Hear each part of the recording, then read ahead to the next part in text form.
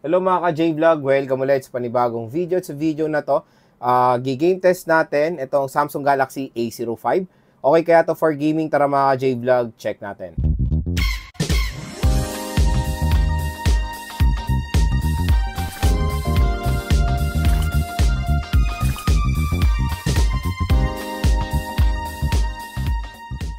Bago tayo mag-start, ito pala yung quick specification si Samsung Galaxy A05. Sa OS, out of the box, na Android 13 siya with One UI version 5.1. Sa chipset, meron siya MediaTek Helio G85 na 12 nanometer. Meron siya octa-core CPU na merong clock speed na up to 2.0 GHz and sa GPU na Kamali G52 siya. Meron siyang 4GB of RAM and 64GB of internal storage. Ito ang ating i-game test. At pagdating sa battery, meron siyang 5,000 mAh na removable battery na support ang 25W fast charging. At itong variant na i-game test natin ay may presyong 5,690 pesos or almost 5,700 pesos. So since 64GB lang itong storage natin, 5 games ang ating download naman. Mobile Legends, COD, Farlight 84, Asphalt 9, and PUBG Mobile. First na lalaruin natin is ML at ito ang ating settings. So HD mode naka-on, refresh rate high. Graphics natin high. Tinest ko to sa Ultra. Hindi siya smooth mga ka-J-Vlog. So naka-on ang outline at shadow at kaya i-high lang natin yung graphics niya. Lalo na pag nagbabattle, sobra siyang nagfe-frame drop kaya i-high lang natin.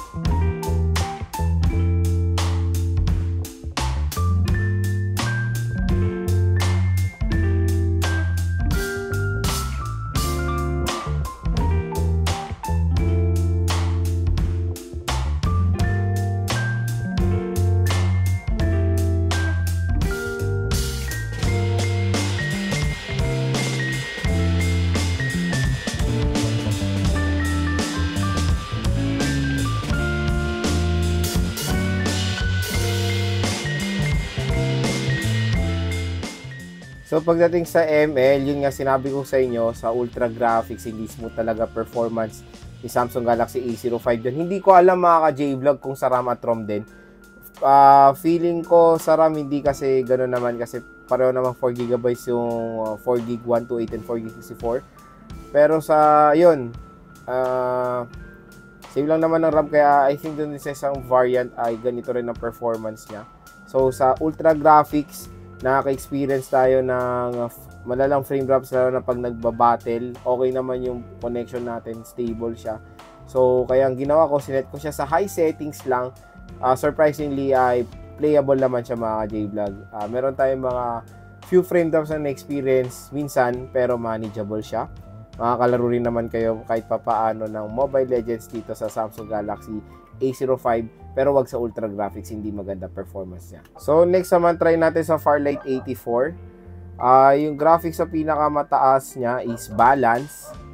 Try natin sa frame rate extreme at resolution natin nasa high.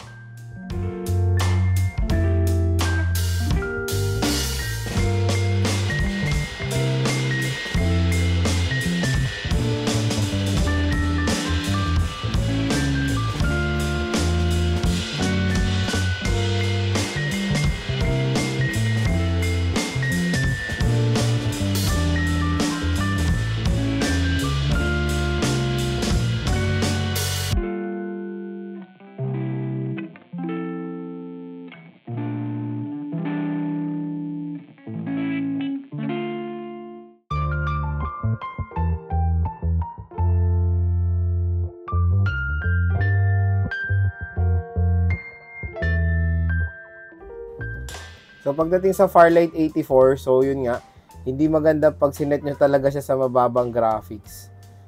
Sobrang ano siya, parang hindi buo yung graphics niya, pixelated na hindi mo maintindihan. Pero yan, pag nakabalance talaga in low graphics, ganito itsura niya. Pero syempre sa ganyang settings, nakakalaro naman tayo kahit papaano dito sa Samsung Galaxy A05. Pero ayan, manage your expectation pag maglalaro kayo nito, hindi maganda graphics niya sa low. Ayan, pero okay naman, nakakagalaw tayo na mabuti. Playable siya sa low settings and naka-extreme frame rate tayo. okay naman yung movement ng player mga J-Vlog. Wala namang any problem doon. May mga konting frame drops pero manageable naman siya dito sa Samsung Galaxy A05. So yun, okay naman maglaro ng Firelight 84 dito pero nasa low settings nga lang. So next naman is COD. Ito settings natin both sa Battle Royale and multiplayer. So graphics medium at ang frame rate natin nasa high.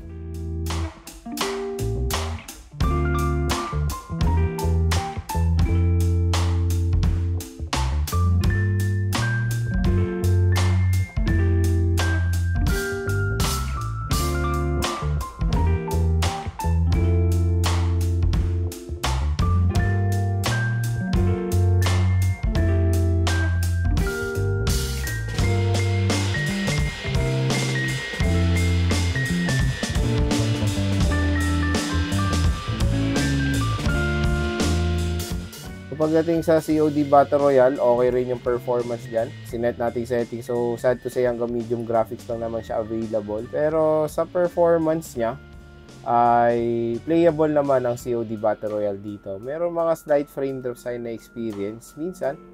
Pero manageable naman siya. So, yun. Pagdating sa Battle Royale, ay all goods po ang performance dyan ni Samsung Galaxy A05.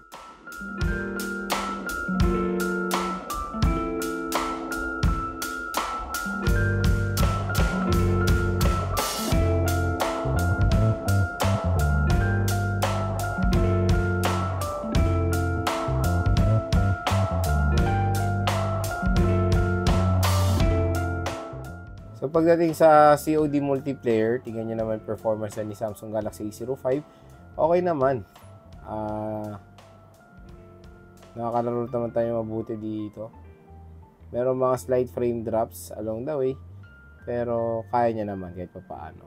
So yon, pinakamataas na setting, same din sa Battle Royale, which is medium graphics and high frame rate. Ay playable naman dito sa Samsung Galaxy A05.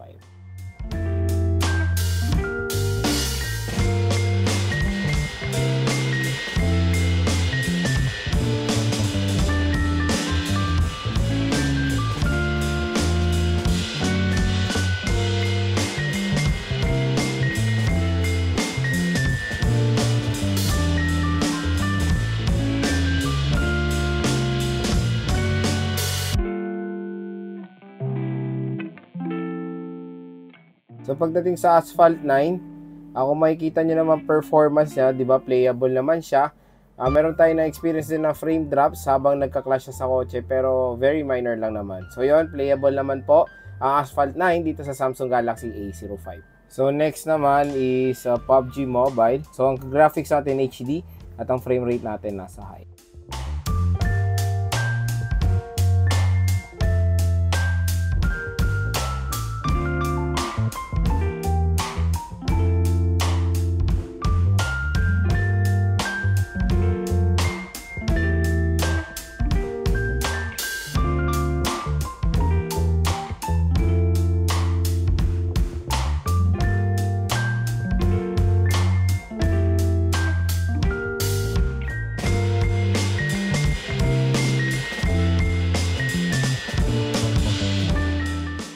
So pagdating sa PUBG Mobile mga ka-J-Vlog, ayan, playable naman siya sa sinet nating settings.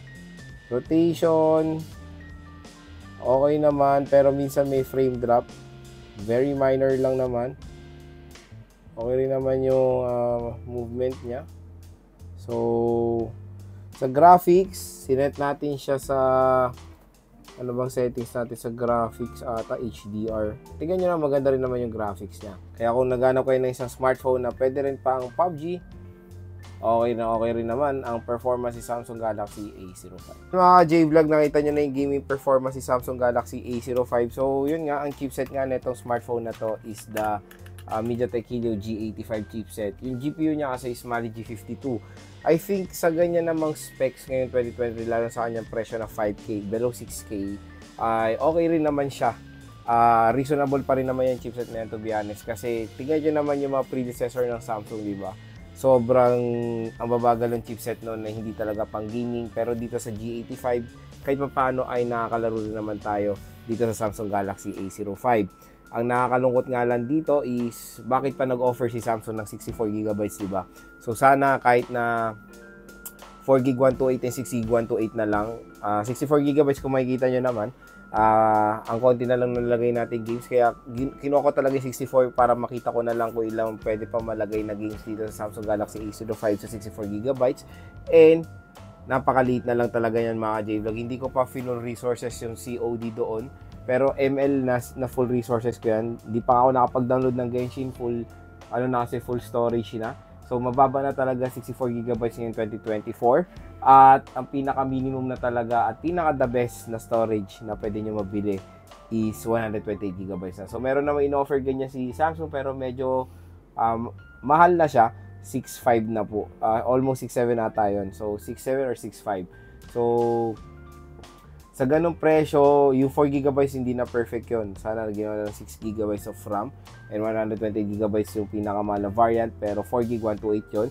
Tapos itong ginintest natin is 4GB 64. So kung gaming ang focus nyo, definitely hindi para sa inyo to si Samsung Galaxy A05.